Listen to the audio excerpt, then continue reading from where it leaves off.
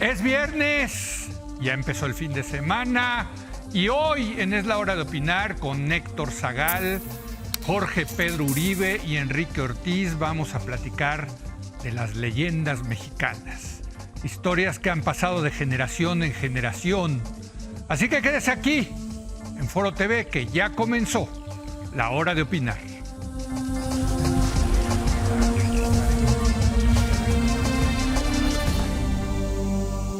Muy buenas noches. Las leyendas mexicanas son narraciones populares que cuentan historias de fenómenos fantásticos y sobrenaturales que han pasado de generación en generación y que encantan lo mismo a chicos y grandes. Estos relatos son parte de la cultura mexicana y pueden mezclar la realidad con la ficción. Desde luego, pues ya conocemos las más famosas, La Llorona, la leyenda de los volcanes y la mulata de Córdoba, entre muchas otras. Y para hablar de leyendas mexicanas, a propósito de los días de muertos que vienen en unos, que están muy pronto por llegar, saludo al doctor Héctor Zagal. Él es novelista y profesor de la Universidad Panamericana. Héctor, ¿cómo estás? Muy buenas noches. ¿Qué tal? Encantado de estar con ustedes. Gracias por venir, Héctor. Jorge Pedro Uribe, escritor y periodista. Jorge Pedro, ¿cómo estás? Muy buenas noches. Muy bien, buenas noches. Y finalmente está el maestro Enrique Ortiz, él es divulgador de historia de Mesoamérica. Enrique, ¿cómo estás? Muy buenas noches. Un gusto estar con ustedes esta noche. Oye, pues se nos ocurrió hacer, Enrique, este programa pues a propósito del Día de Muertos, ¿no? Que como que siempre se pone ahí este tema de las leyendas. De moda, ¿no? De moda, exacto, sí, ¿no? Sí. Pero ¿cómo nos gustan a los mexicanos estas cosas, no? Claro, no, que es parte de nuestra crónica popular, es parte de nuestra memoria colectiva y sobre todo en las grandes ciudades de lo que fue la Nueva España y que ahora son de México, ¿no? También es algo muy relevante la parte de las leyendas porque también nos recuerdan pasajes históricos. Uh-huh. A veces distorsionados, a veces aumentados, pero ahí está la historia, ¿no? Entre estas capas de lo que son las leyendas. Y, por ejemplo, ¿no? A mí me viene a la mente, para empezar a entrar en calor, pues la leyenda de la Virgen del Perdón. A ver, venga, ya vamos a empezar, ¿no? La famosa Virgen del Perdón. Directo, to the point, como se dice en inglés. A ver, pues bueno, al toro. Sucede que en la segunda mitad del siglo XVI existe, la leyenda dice esto, de forma resumida, que a un judío, un criptojudío, ¿no? Lo agarra la Inquisición, lo lleva a las cárceles del Santo Oficio y esto es en la Ciudad de México. Esto en la Ciudad de México, están a punto, lo torturan todo, ¿no? Porque él se hace pasar por católico y le descubren que es judío y le dicen, ¿sabes qué? Pues tú vas a permanecer aquí quién sabe cuántos años en las cárceles de la Inquisición. Sí. Y de repente el carcelero, ¿no? De repente se da cuenta, pues que de una u otra forma obtiene unos pinceles y pinturas. Y en la puerta de su mazmorra, él empieza a pintar. Y empieza a pintar una virgen que es la Virgen del Perdón. Una maravillosa virgen que cuando la ve el carcelero, al ver a este judío que logra esta magnífica representación, lo deja libre. Eso nos dice la leyenda. Uh-huh. ¿Qué nos dice la historia? Un hombre nacido en Amberes, segunda mitad del siglo XVI, Amberes, que de nombre Simón Pereins o Simón de Pereins, que llega a la Nueva España con el Marqués de Falces y que él se vuelve uno de los pintores más importantes de la Nueva España. Y sí, lo agarra la Inquisición. ¿Por qué? Porque él decía que era más redituable pintar retratos que vírgenes o que no había ningún problema en vivir en amaciato. O sea, con amantes. Sí. Lo agarra el Santo Oficio, lo tortura con el potro, aguanta 3 vueltas, ¿no? El potro es esta herramienta de tortura, una cama donde te amarraban manos y piernas y te estiraban. Te jalan, Y después, como penitencia, como castigo, le dicen, usted va a quedar libre, pero usted va a pintar una virgen para la primitiva Catedral de la Ciudad de México, aquella fundada en 1524 y que fue demolida en 1627. Uh-huh. Y ahí estuvo desde el siglo XVI esta pintura en el altar del perdón, que es precisamente el primer altar entrando al centro, antes del coro. Lamentablemente esta obra maestra del arte novohispano se perdió en el incendio de enero de 1967, cuando hubo un cortocircuito dentro de la catedral y se perdió en su gran medida el altar del perdón y la famosa Virgen del Perdón. Mira, ¿no? Qué interesante, muy la interesante. historia de Simón de Pereins. De Pereins. Sí, que por ejemplo él también pintó parte de las obras del retablo de Huejotzingo. Ah, mira, de allá en Puebla. Allá en Puebla. Ajá. Y también existe en una de las capillas de catedral una pintura más antigua que la catedral actual, que es un San Cristóbal. También de su obra, también. ¿Y era venerada esta virgen? Sí, bueno, en realidad era una virgen, al parecer, una virgen de los remedios. Sí. Fue una virgen de los remedios, también se le llamó la Virgen de las Nieves y en algún momento se le llama, ¿por qué Virgen del Perdón? Porque la ubican en el retablo del perdón, donde los fieles van ahí a solicitar la intercesión de los santos, de la Virgen, para que sus difuntos salgan lo antes posible del purgatorio y puedan expiar sus penas rapidito. Interesante, qué interesante. Héctor. Oye, pues yo tengo una de una muñeca diabólica. Ah, mira. Pero va a estar muy bien documentada, porque además sí existe la muñeca diabólica en México. Aquí analizamos a varias en el programa. Pero esta sí es diabólica. Y está en el Archivo General de la Nación. Sí. Entonces la historia es así. Vayamos a Oaxaca, siglo XVIII. Ajá. En el convento de Santo Domingo había un fraile, se conoce su nombre y todo, pues que no estaba tan a gusto, o sí estaba a gusto, pero se daba sus saliditas a tomarse un mezcal en compañía de algunas amigas, ¿no? Sí. Y entonces lo pescan, le dice, a ver, usted tiene que quedarse aquí. Y él lo que confiesa es que había hecho un pacto diabólico, que había invocado al demonio y que el demonio le había entregado una muñequita para que a través, así como de trapo, de esa muñequita, le permitiese salir mágicamente del convento y poder hacer sus visitas de sociedad. Claro, el asunto va a la Inquisición. Y precisamente porque la Inquisición lo juzga, se conserva el legajo, se conserva el expediente. La vocación burocrática la tenemos desde hace mucho. Y es de las pocas cosas que no son documentos que se conservan en el archivo. Y entonces en el Archivo General de la Nación, en el Palacio de Lecumberri, está la muñeca diabólica. Ahora, lo chistoso es que curiosamente la Inquisición le quitó el glamour, porque era como muy bonito, es una muñeca diabólica. Así. Y entonces la Inquisición... ¿Se sabe qué pasó con la muñeca? La muñeca está guardada.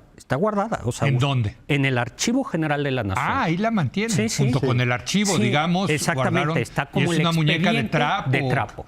Y lo que concluye el archivo, la Inquisición es, usted no hizo pacto con nadie, no fue el demonio, sino usted, lo que averiguan es que se había hecho amigo del portero, del fraile, y entonces castigan al fraile portero y a él, y nos quedamos pues con la muñequita, pero sin el glamour de la muñeca diabólica. O sea que no solo tenemos una Anabel en Estados Unidos, esa es una buena, ¿no? Y está documentada. La buscan en internet, ahí pueden encontrar. Voy a buscar la foto de la muñeca, ¿no? Está ahí. Sí, la muñeca diabólica, muy buena, muy buena. Jorge. A diferencia de los mitos, las leyendas suelen ser aleccionantes, ¿no? Aleccionadoras. Y reflejan muy bien, porque residen en la oralidad de la gente, la mentalidad de una época. Ahora que mencionabas, Enrique, creo que el tema de los judíos es importante en las leyendas porque se repite. Una de las versiones de la leyenda del Cristo del Veneno, el Cristo negro en la catedral, dice que un judío que, pues, por alguna razón decide envenenar a un sacerdote que solía besar los pies de la imagen, pues le pone ahí veneno y entonces el Cristo absorbe ese veneno y entonces el Cristo se queda negro, envenenado, evitando que se envenene el fraile, un judío de apellido Treviño y Sobremonte. Yo creo que mucho del antisemitismo actual tiene sus raíces en el antisemitismo novohispano, porque también pienso que en Tacubaya, en la calle Mártires de la Conquista, Una calle que baja de periférico de la zona alta de Tacubaya por la calle de Tordo, ahí por la iglesia de la Trinidad, hacia Revolución, donde está la iglesia de la Candelaria. Sí, sí. Ahí en el siglo XVII se veían unas luces, eran unas nubecillas luminosas.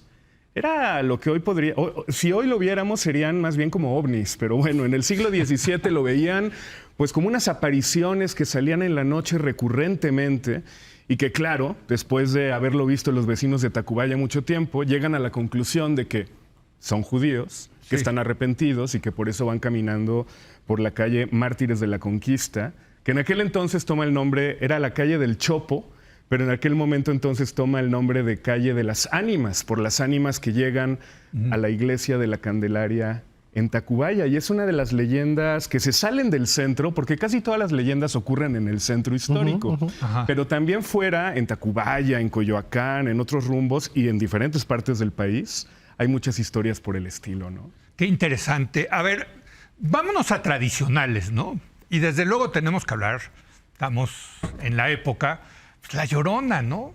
La Llorona. Los presagios, ¿no? ¿No? Sí, efectivamente. Sí. Es bien interesante La Llorona, porque yo creo que hay una convergencia de una tradición prehispánica con las damas del lago medievales. En la Edad Media, siempre en los cuerpos de agua aparecen damas, ¿no? Sí. Y es curioso cómo La Llorona de México se reproduce en toda en todo el territorio, pero siempre tiene que haber un agua y tiene que ver con un presagio de la conquista, que tú eres experto en presagios de la conquista, ¿no? Sí, bueno, la historia de la Llorona es tan larga, ¿no? Tiene más de 500 años de existencia, si no es que más.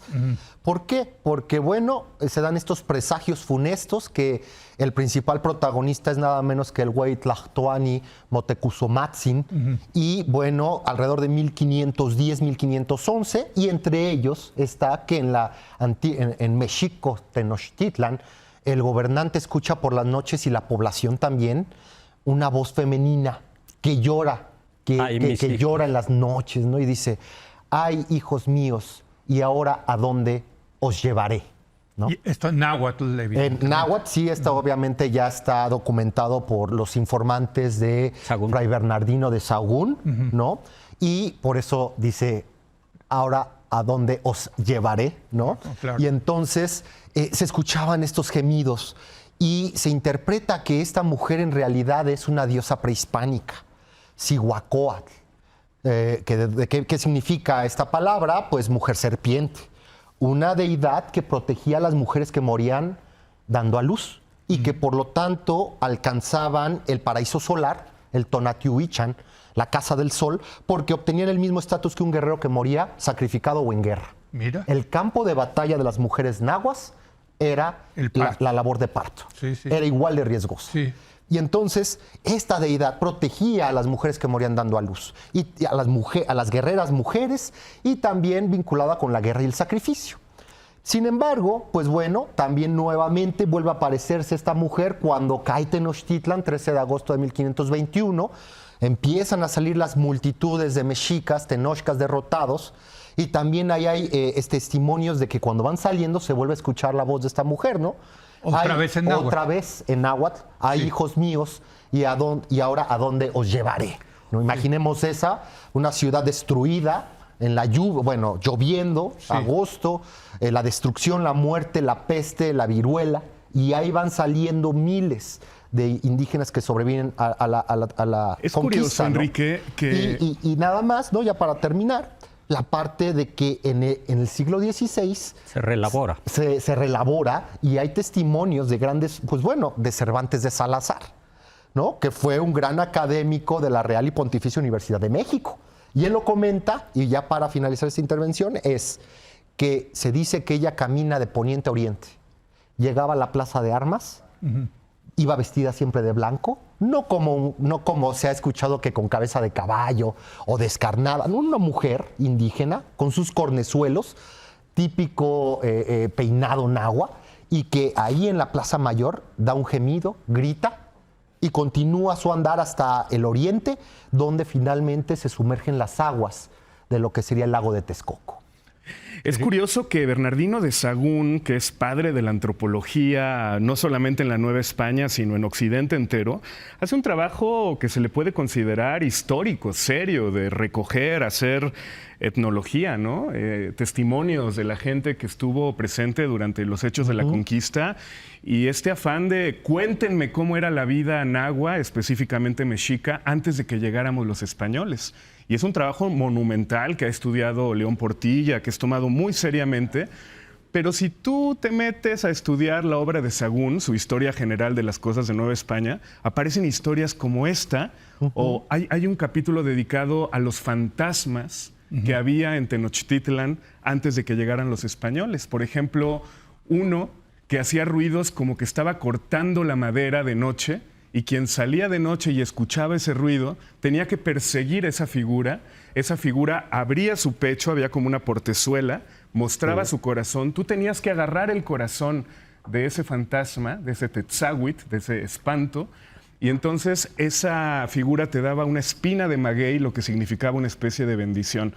Es curioso, digo, porque pues cuando uno piensa en Bernardino de Sahagún, pues uno piensa en historia, en antropología, y no en este tipo de supersticiones que, bueno, actualmente las consideramos supersticiones, pero no hay que desdeñarlas. Pero existía, digamos, Yohualtepostli. En la Gran Tenochtitlán o en el pueblo azteca, ¿existía el concepto de fantasma? Bueno, sí, claro. Hay un tema. Digo, porque es muy occidental, ¿no? Eran tema de... espantos, Tetzahuitl. Había una mujer de baja estatura con los pelos largos, también lo cuenta Sahagún. Huitlapanton. Que si se te aparecía, pues era mal agüero, ¿no? Pero son espantos. A ver, la diferencia entre un espanto y un fantasma es un muerto que sigue ahí la alma de un muerto en vida, ¿no? En la tradición cristiana y en la tradición griega, lo que sucede es que son muertos. Sí.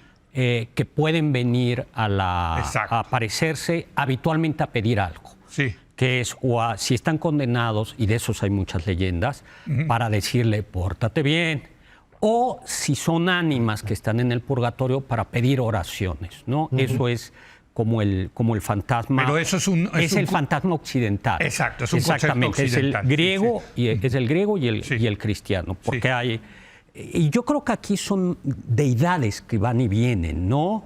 Exactamente. Yo creo que en el mundo mesoamericano son... O una manera de denostar desde el catolicismo las creencias de los conquistados. También, por ejemplo, este tipo de manifestaciones como el que decía Hacha Nocturna, es el que se llama, este gran guerrero decapitado, o la enanita, ¿no? Que era muy curioso porque cuando los hombres salían en la noche e iban a hacer sus necesidades, pues en un terreno baldío, a las afueras de la ciudad, de repente estaban haciendo del baño y entre las pantorrillas pues sentían que alguien les tocaba.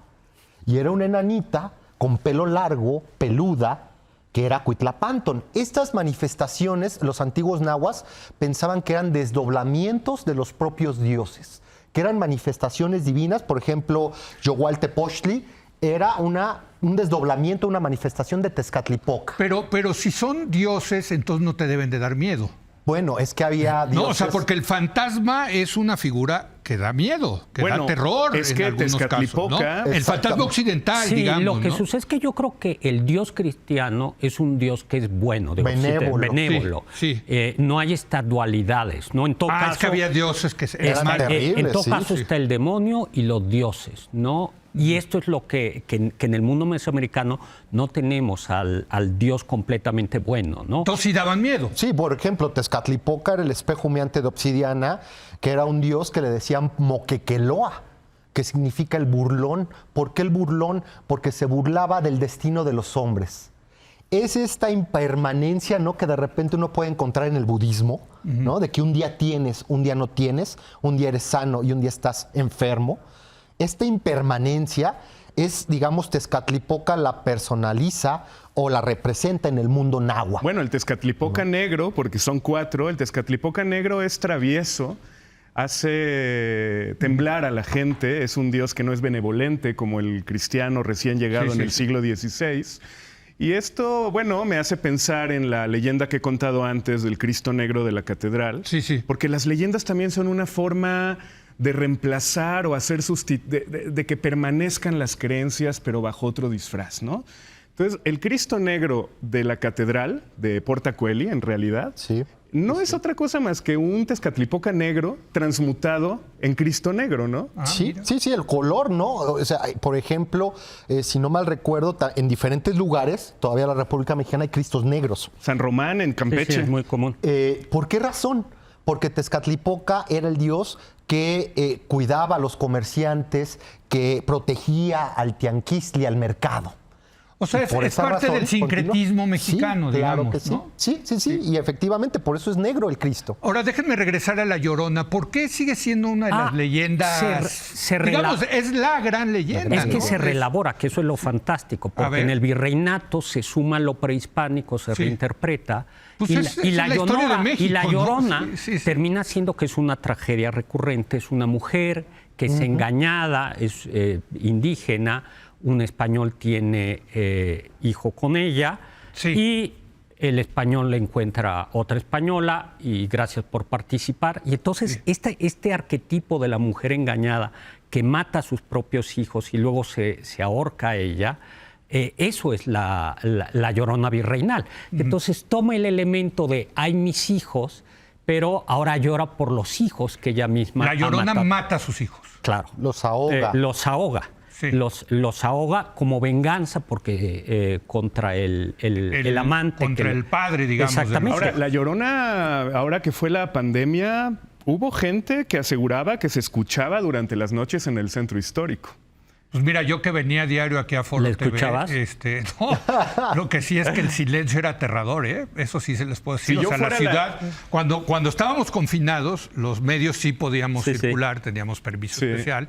Yo venía, bajaba de mi casa aquí a Televisa y sí era muy impresionante ver la Ciudad de México vacía y en silencio. Es la oportunidad idónea. Si yo fuera La Llorona, me habría aparecido muchísimas veces durante la pandemia, porque era cuando te iban a escuchar, ¿no? Pues sí. No, pues ya. Sí. Oye, luego en el virreinato hay momentos verdaderamente divertidos, o sea, son divertidos de leyendas que te dan risa, ¿no? Hay un personaje que es histórico, se llamaba Catalina o Catarina de San Juan, que era una mujer de la India, o sea, de la India, ¿no? Sí. Y que llega a México y que tiene fama de santa, grandes penitencias, está documentada su vida. Y ¿Esto cuándo? Esto 17.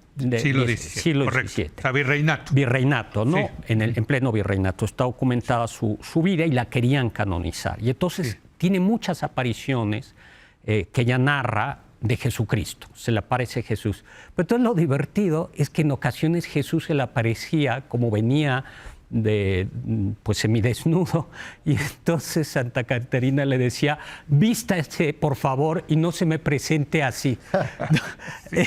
Y eso lo cuenta que regañaba a Jesús porque se le estaba presentando. Era mojigata la santa. Y de hecho la Inquisición termina diciendo, no, esta mujer no pasa la prueba y pues no se fue.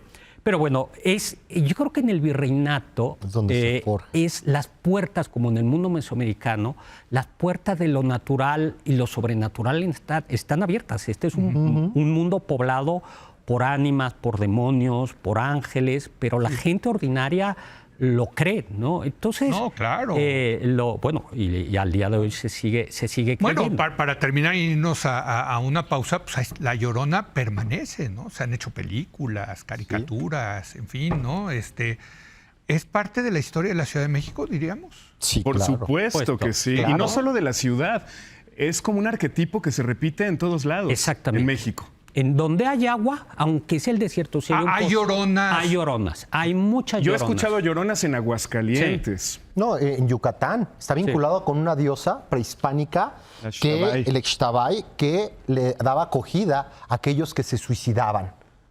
Y la Ixtabay las características de la Llorona se repiten, pero allá en la península de Yucatán. Es una leyenda poderosísima de México. Sí. Fuera de México, no. Hay esta variación de la dama del agua. en España. En España. ¿Y qué es eso? Es un hada, un personaje. Los banshees. Y que está asociado. También está están los asociado al banshees en la parte de Inglaterra, ¿no? Todas estas mujeres que son sus espíritus y que destacan por estar constantemente llorando, por estar gritando, ¿no? Sus penas. Estamos hablando de esto, Irlanda y Escocia. Habría que ver qué significa. Sí da miedo, ¿eh? Sí da miedo eso de... ¿Qué significan una estos? mujer llorando, ¿no? O sea, una mujer llorando, ¿qué significa? Si México fuera al diván con el psicoanalista, Ándale, eso está bueno. Seguramente saldría esto a relucir y habría que pensar, ¿por qué una mujer? ¿Por qué sus hijos? ¿Por qué llora, no? Bueno, un poco lo que decía Octavio Paz, ¿no? El sentimiento de la madre violada, ¿no? Exacto. Quizá. Por la propia historia, ¿no? El conquistador que viola... Y una sociedad patriarcal, ¿no? Sí, claro. Donde claro. el marido es violento. Bueno, vamos a hacer una breve pausa y regreso. Estamos teniendo una charla muy a gusto. Estoy aprendiendo mucho sobre leyendas de México. Regresamos en un momento más.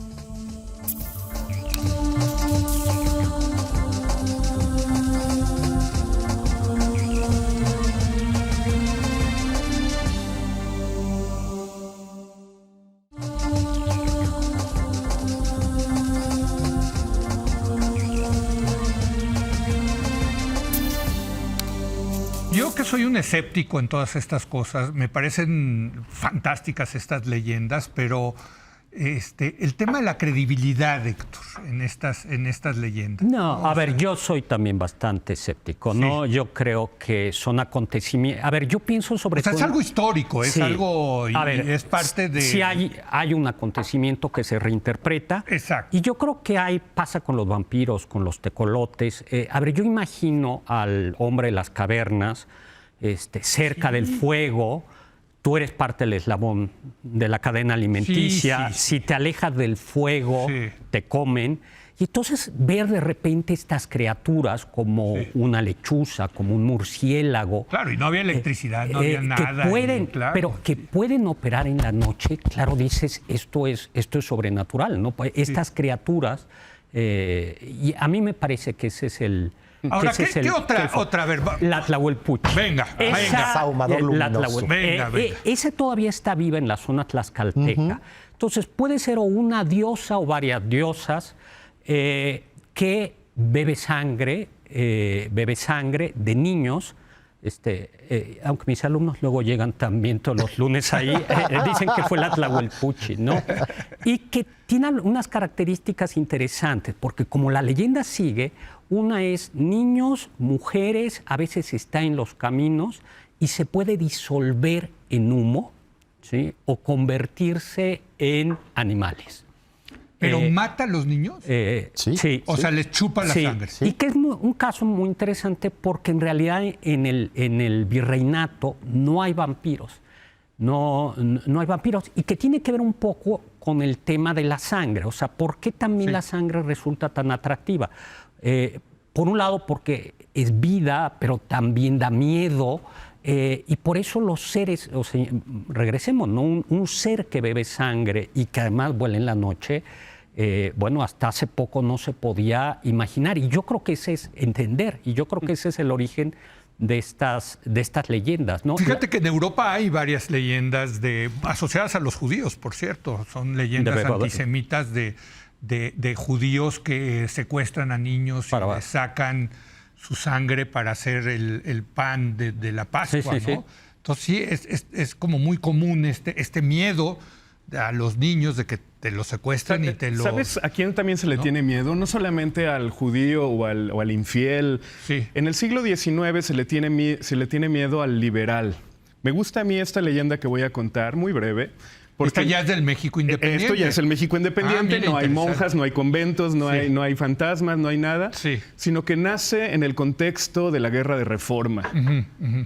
En Mixcoac, en el barrio de San Juan, frente a la iglesia del mismo nombre, en el jardincito, Ahí está la casa que fue de Ireneo Paz y al lado está el Instituto Mora. Sí, perfecto. ¿Dónde es el Instituto Mora? Valentín. Pues ustedes saben que era la casa de Valentín Gómez Farías, Claro. uno de los más grandes liberales, precursor de la reforma o causante de lo que llaman Precioso muchas veces... ese barrio, por cierto. Sí, preciosísimo. Sí. Y causante de lo que se le llama la primera reforma liberal a ultranza. Rebelión de polcos. Y él se aparece porque como él no quería tener tratos con la iglesia, le pide a su hija que lo entierren en el jardín de lo que hoy es el Instituto Mora. Y entonces Valentín Gómez Farías, que si bien fue exhumado mucho después para ser llevado al Panteón de Dolores, a la rotonda de las personas ilustres, pues desde entonces se ha ido apareciendo. Entonces me gusta la idea de un liberal decimonónico que se aparece a guisa de fantasma. Yo quiero ver a don Valentín, platicar con él. Preguntarle cosas. Sí. ¿no? Los estudiantes del Instituto Mora dicen que se aparece por ahí. Oye, hay una que ya podemos... Pero entonces es la leyenda de Valentín Gómez. el fantasma de don Valentín. Yo O sea, quiero que ese se me aparezca. un héroe. Yo también. Vamos un día, ¿no? A Que pasar nos la noche presten ahí. la noche. Lo invocamos, ¿no? Exacto. Entrevista, esa sí sería un súper éxito, pero don te va a Valentín. salir transparente. Oye, hay una de los años 30 de... Ya del siglo pasado. Sí, del digamos. siglo pasado. Sí, del 20. La Pascualina o la Pascualita, que es un maniquí que llega a Chihuahua, una Sí. tienda, creo que se llama El Popular o La Popular, que vende ropa de novias, y traen un maniquí muy, muy real. Sí. Muy, muy real, con cera, ojos, y la visten de novia.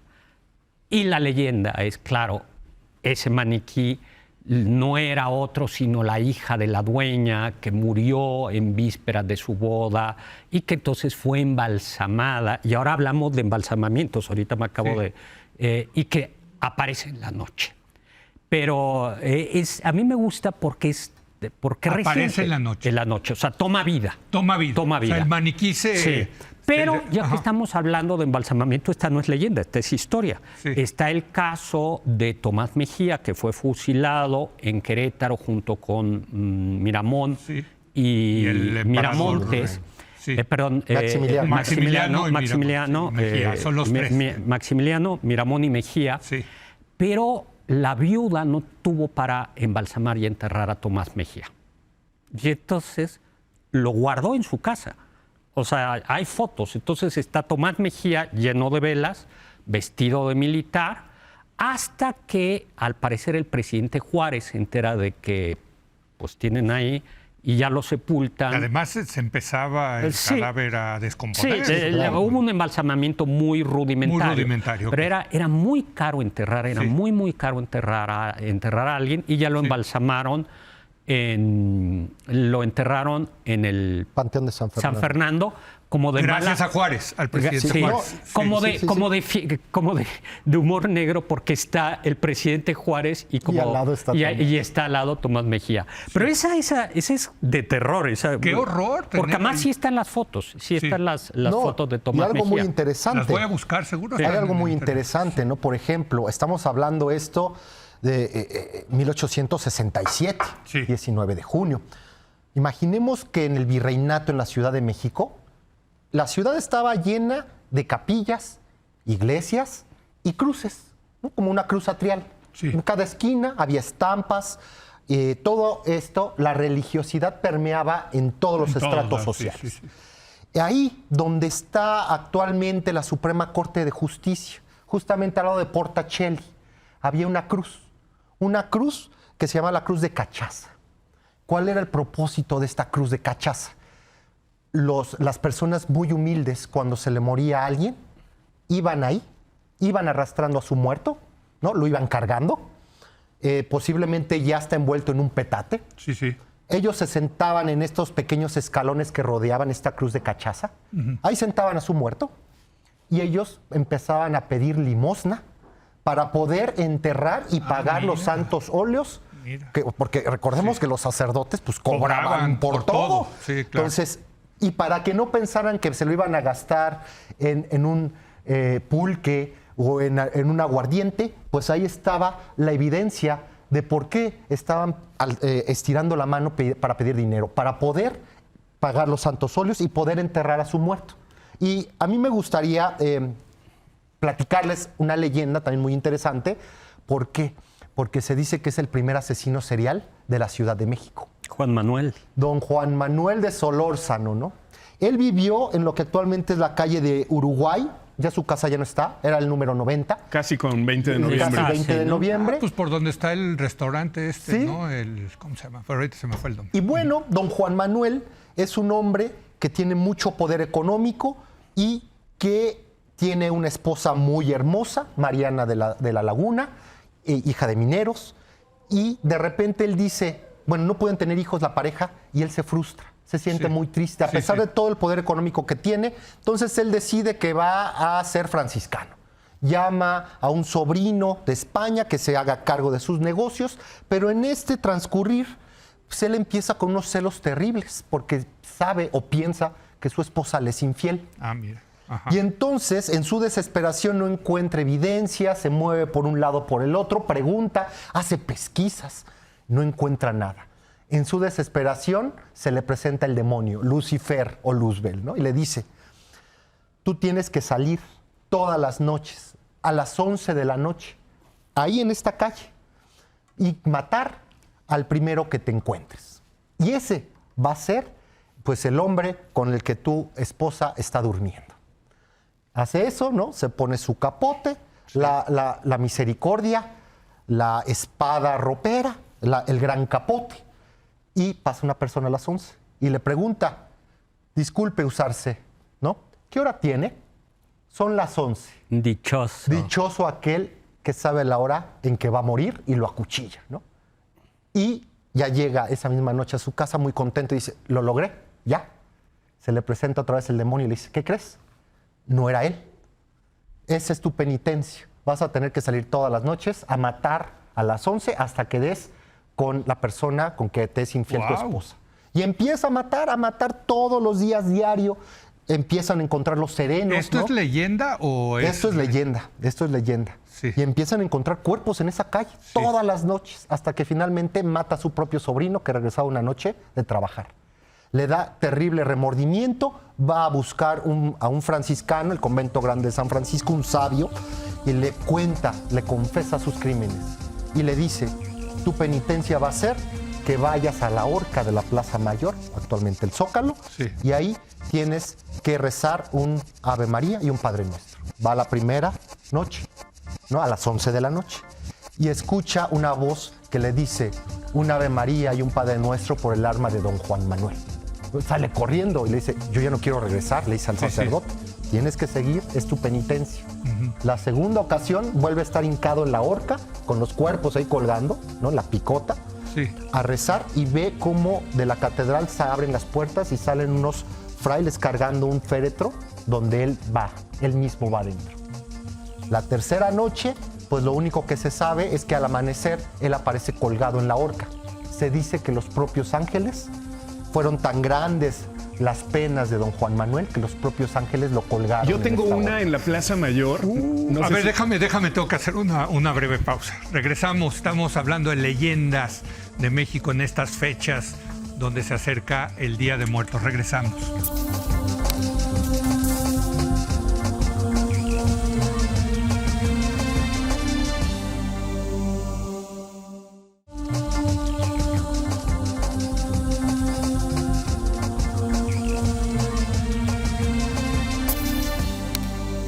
Les decía que, por cierto, ya me acordé del nombre del restaurante, es el Danubio, ¿no? Que dices, y los langostinos. Los langostinos. Buenísimo. Pero tú tenías otra leyenda. Sí, y hablando de observaciones al margen, no estoy seguro si el Cristo del barrio de San Román de Campeche es negro, como dije hace rato, pero bueno.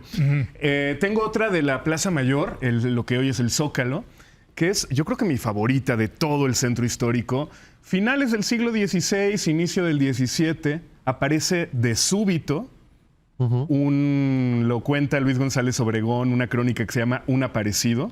Aparece de súbito un soldado, un militar, que hace un instante estaba en Manila trabajando, haciendo guardia. Pero ¿qué hago aquí? Hace un segundo estaba yo en Manila, ahora estoy en la Ciudad de México. Y se saca muchísimo de onda, pregunta, la gente no le cree, este loco ¿por qué dice que viene de las Filipinas? Si está ahí, viene vestido muy raro. Y la gente no le cree hasta que él cuenta una noticia que habría tardado meses en llegar a la capital del virreinato y acababa de ocurrir unas horas antes, que era la muerte del gobernador de las Islas Filipinas. Entonces ahí es cuando descubren que ese hombre efectivamente había estado en Manila unos instantes antes de aparecer de súbito en la Plaza Mayor. Entonces, a mí me gusta mucho esto porque esto ya no es un fantasma, sino que es un viaje en el tiempo en forma, ¿no? Telequinesis. Sí. Gómez Pérez das Mariñas, el gobernador de Filipinas, ¿no? Y que él es el que trae la noticia. Y dice Luis González Obregón, aquí estaba mostrando el libro, ¿no? Para que lo adquieran. Las calles de México. Sí, Las calles de México, una obra que todo capitalino mexicano debe leer. Y dice el autor, ya no lo mandaron de la misma forma. Lo mandaron de la forma lenta, con trámite. Con barco, ¿no? A Acapulco, para que ahí esperara varias semanas para que tomara su barco a Filipinas. Todo un tema son los suicidas. Hay que recordar que todas las religiones abrámicas eran terribles con los suicidas, porque un suicida no podía ser enterrado en un lugar sagrado. Entonces se enterraban en las calles, en porquerizas. Y hay un caso que sucede en el convento de la Concepción, es una monja. ¿Dónde queda el convento de la Concepción? Quedaba lo que hoy es la CEP, esa es la zona. Argentina, digamos. Exactamente. Es Belisario y Eje Central, ¿no? Okay. El convento de la Concepción. Y entonces esta monja entra no por vocación, sino por un desencuentro amoroso, está muy, muy, muy triste y se suicida. Pero claro, suicidarse y de una monja no se podía ni siquiera... capital. Sí, porque se decía, murió en el acto de pecar y ni siquiera se puede rezar en público por ella. O sea, y entonces se ahorca en la huerta y la entierran pues en las porquerizas. Sí. Y comienza a aparecerse la monja recurrentemente en el convento.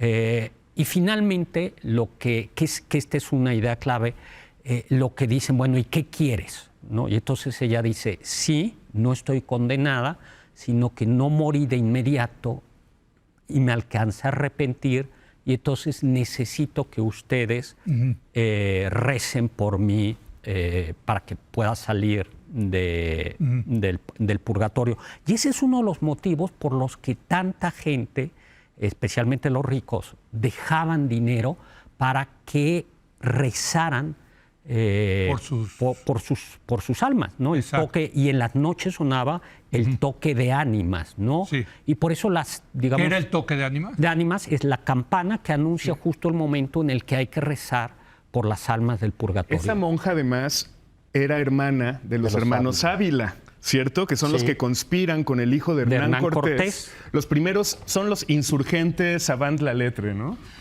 Ellos, Gil, ¿no? ya en la primera generación de criollos, Martincito Cortés, Nepo Baby, dice, pues, ¿por qué tenemos un rey en la metrópolis y mi papá conquistó acá? Claro. Vamos a emanciparnos, los hermanos Ávila, que bueno, es otra historia, pero el caso es que la hermana es la que se mete de monja. Mira, qué interesante. Y la historia es de que, la historia, de acuerdo a Luis González Obregón, es de que esta mujer tiene un romance con un mestizo de poca monta, de nombre Arrutia. Y la meten al convento los hermanos Alonso y Gil están muy preocupados porque ellos son pues, hijos de conquistadores y no pueden permitir que su hermana se mezcle con un mestizo cualquiera. Claro. Entonces le pagan a este Arrutia 40,000 pesos, algo así. Se va a España, para que se vaya a España, se desaparezca, y esta mujer entra en una depresión terrible. Pues ahí está. Y entonces los hermanos la meten al convento. Y se suicida. Y ahí se acaba matando. Es una gran historia de amor, ¿eh? Es una gran historia de amor. Y bueno, lo relevante, ¿no? De que finalmente esta primera conspiración de Martín Cortés, de los dos Martín Cortés, porque ahí está Martín Cortés, el hijo de Juana de Zúñiga, nacido en Cuernavaca, 1532-31, pero también está Martín Cortés el Mestizo, que es el hijo de nada más y nada menos que de Cortés y de Doña Marina. Sí, exacto. Nacido en Coyoacán en 1522 y que, a partir de esta conspiración, a los dos Martínez y a Luis Cortés los expulsan de la Nueva España y no pueden volver a regresar. ¿Y se van a España? Y se van a España, allá mueren. Dato curioso, ¿no? O sea, el hijo de la Malinche murió en... Murió en Madrid. Bueno, Madrid, muere en España. Se dice que en la rebelión de las Alpujarras, que es cuando esta parte, los moros, sí, toda esta parte del sur de España se levanta en contra de la corona, encabezada por Castilla y León. Sí, sí. Y ahí se dice que Martín Cortés muere en combate. Mira, qué buena historia. Oigan, yo hace muchísimos años estuve en Edimburgo y tenían una cosa muy interesante que era un tour de noche por la ciudad. Era el tour de los fantasmas de Edimburgo. ¿Saben si hay algo similar? Yo los hago, yo hago sí, uno. a ver, ven, yo hago venga, uno. a ver, presúmenos, pues, ¿no? Aquí, sí, bueno. Eso está buenísimo. Sí, yo me apunto, ¿eh? En la Ciudad de México, ¿no? En la Ciudad de México, En la claro, Ciudad de ¿no? México, bueno, no sé si aquí lo pueda ver la cámara. Sí. Yo hago recorridos, va cambiando cada 15 días, cada mes de destino. Leyendas novohispanas. Leyendas novohispanas, paseo nocturno, en el cual pues vamos a visitar pues, los lugares, la Casa de la Herrada, donde estuvo la Casa de la Herrada de Don Juan Manuel, ¿no? Donde estuvo el Aparecido de la Plaza Mayor. Todos esos lugares los vamos visitando, nos metemos a la Merced. Dios nos agarre confesados. Ahí las leyendas son realidad. Sí, pero ahí hay otros peligros. Ahí hay otros peligros. Y de ahí terminamos, exacto. por ejemplo, una de las cantinas más antiguas de la Ciudad de México, que es la Potosina, bastión atlantista. Ajá. Allá, ¿no? Y bueno, es una experiencia padre. Pues búsquenlo ahí en Google, Leyendas de México. Sí, o en mi Twitter. Sí. Oye, y San Luis Potosí tiene también, va viendo Querétaro, Puebla, Guanajuato, Morelia. O sea, todas las ciudades coloniales. Están teniendo, que es muy bonito, ¿no? Porque es este turismo que aprovecha.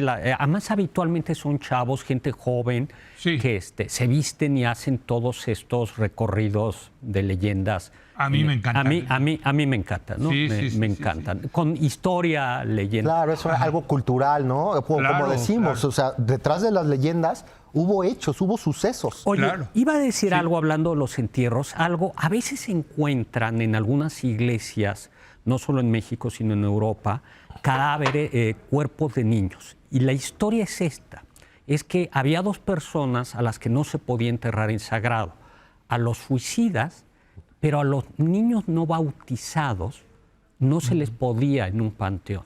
No estaban condenados. No bautizados. No bautizados. O sea, incluyen los bastardos, por ejemplo. No, es que los bastardos eran bautizados. Sí, los bautizados. Sí, okay. Un niño que se muere antes de ser bautizado o un niño abortado.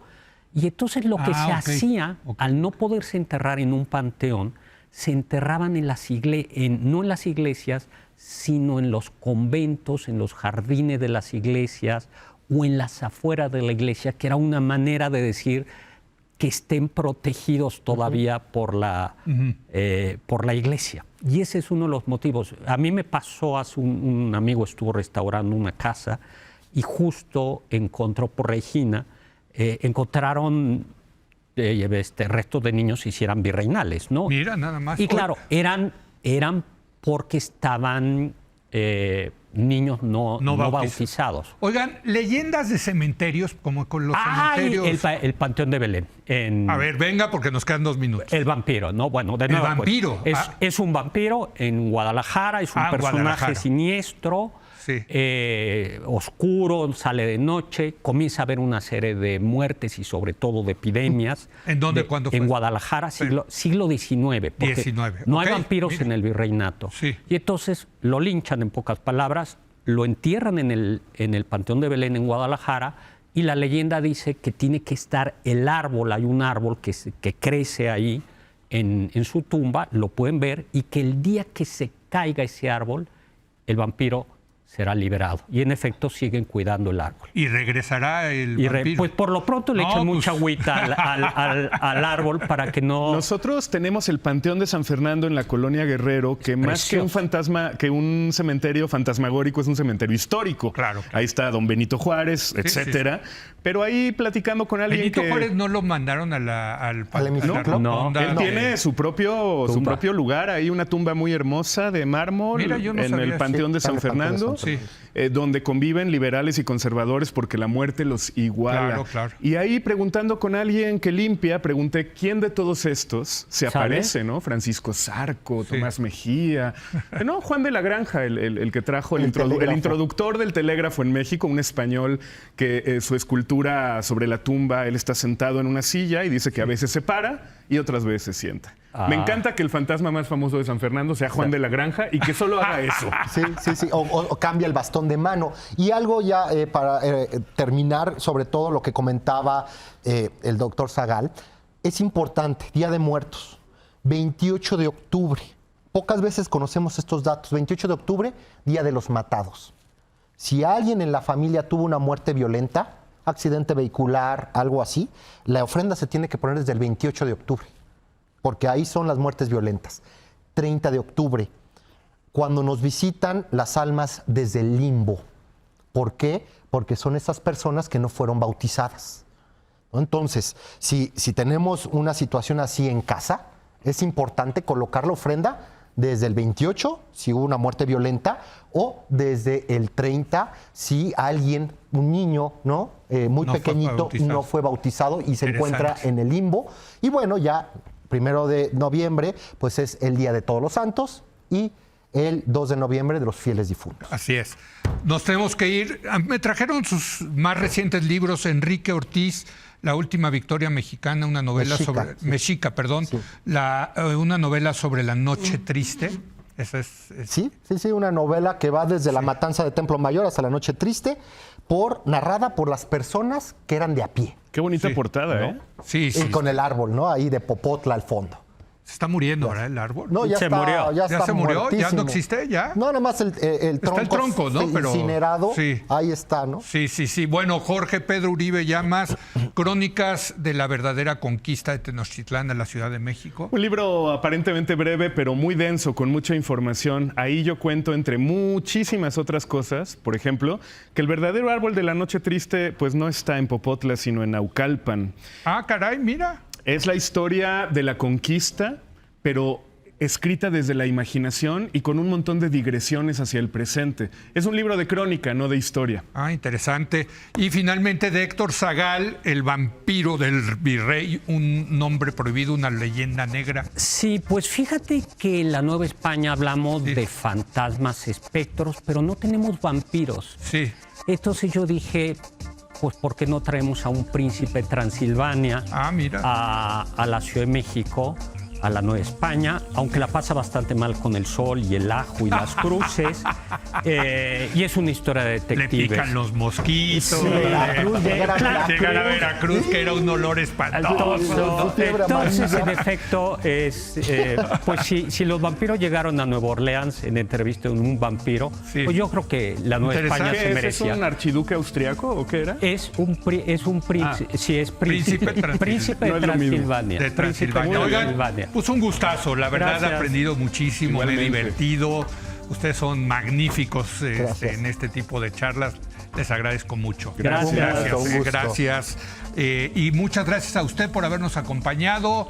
Yo lo espero el lunes cuando otra vez sea la hora de opinar. Aquí nos vemos.